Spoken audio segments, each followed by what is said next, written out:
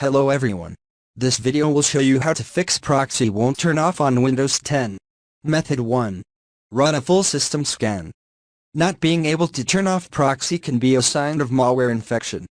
Therefore, a full system scan is in order.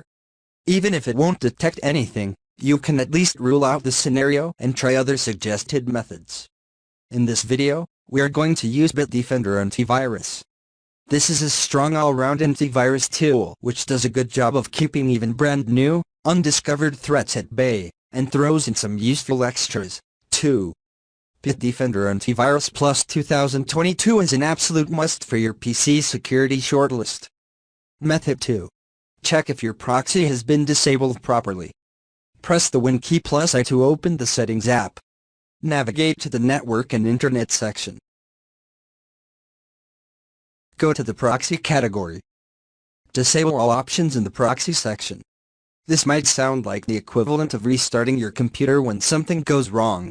Method 3. Edit your registry. Press Windows key plus R, type regedit and run box and click OK. Go to the following path.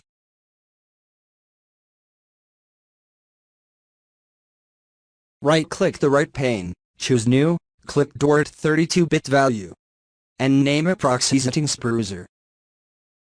Set its value to 1.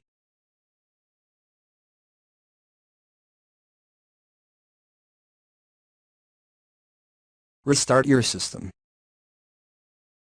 Method 4. Enable WinHTTP Web Proxy Auto Discovery Service. Press Win key plus R on your keyboard, type services.msc and click OK.